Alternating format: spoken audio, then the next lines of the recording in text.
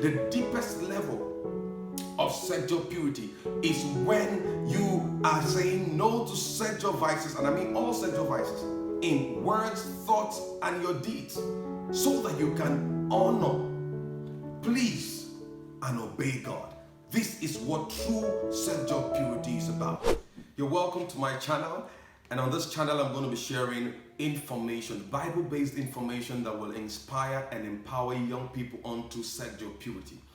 And today I want to talk about the concept of sexual purity. What truly is sexual purity? Because I believe different people have their ideas of what sexual purity is. But from a Bible perspective, there is that which is sexual purity. And I want us to get that. Because if we don't understand what we are talking about, then we will not be able to grasp it, or know when we have grasped it, or know when we are deviating from it. What is sexual purity? Sexual purity is a commitment or a decision to abstain from all sexual vices in thought, word, or deed, so that you can please, honor, or obey God. That is the spectrum of what sexual purity is. It's not just about saying no to sexual vices. And besides, what are sexual vices? There are all kinds of sexual vices. In fact, the list is endless. In Romans chapter 1 verse 30, the Bible talks about people who invent evil. So there is a continual invention of evil, sexual ills in society. You know, go memory lane 20 years back, some of the sexual vices that exist now were non-existent then. So as humanity continues to degrade, as we go towards the end of time, there's going to be all kinds of sexual vices that will be on the scene. As a matter of fact, I said humorously one time that if Adam comes back into the earth and will tell him that, look at what you got humanity into now. Look at the level of sin and violence in society. He will say no. He will say, come on, he doesn't have a connection with this. Of course, Adam brought sin into the world, and he didn't know how far down the line sin can degrade humanity to where we find ourselves today, particularly in the area of sexual degradation. So there are all kinds of sexual vices. Prominent amongst them will be pornography, masturbation, fornication, adultery, dry humping, and all kinds of stuff out there that people are engaged in today to wrongfully exercise their sexual energy. But you see, God's demand and will for our life is to live a life of sexual purity. God's standards have never changed. All through scripture, God demands sexual purity from us. But it's important for us to understand what it is, like I have said. And the person who lived this definition of sexual purity I've given clearly in the scripture is the person Joseph, the man Joseph.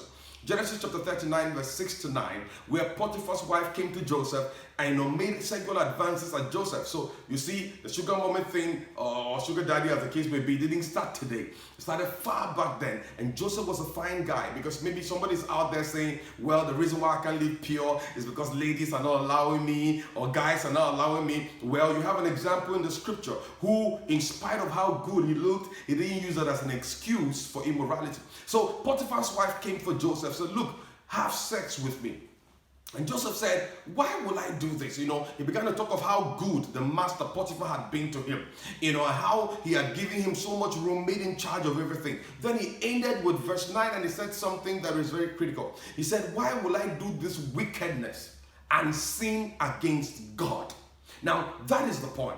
Joseph didn't say, well, madam, you're not my spec. I don't like women like you. You know that. No, it wasn't about that. It was about the fact that and now Joseph also didn't say, well, what if we get caught? All right? That wasn't it for Joseph. For Joseph, it was about pleasing, honoring, and obeying God. And that's why he was running away from that sexual temptation. This is the core of sexual purity. It's not truly just about saying, I want to keep myself for my spouse, or I don't want anybody to see my nakedness. Or one lady told me, I promised my mom on her dying bed that I'm not going to get involved sexually. So that's the reason why I don't want to get involved. So that's not good enough. The deepest level of sexual purity is when you are saying no to sexual vices, and I mean all sexual vices, in words, thoughts, and your deeds, so that you can honor, please, and obey God.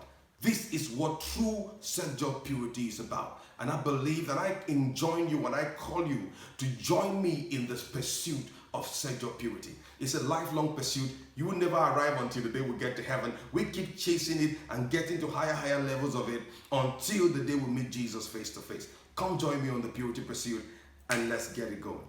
Okay, and to help you on your journey of sexual purity pursuit, I would like to recommend my book, Purity Pursuit. This is an amazing book, a compendium of 12 principles, Bible-based principles that will help you to pursue and lay hold on sexual purity.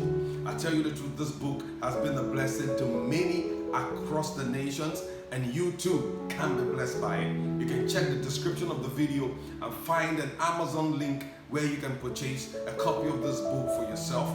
And if you're in Nigeria and you want to get a copy around Nigeria, you can call the number also in the bio in the description, and you'll be able to order a copy of the book for yourself. I encourage you to subscribe to the channel so you can keep updated on new content that will keep on coming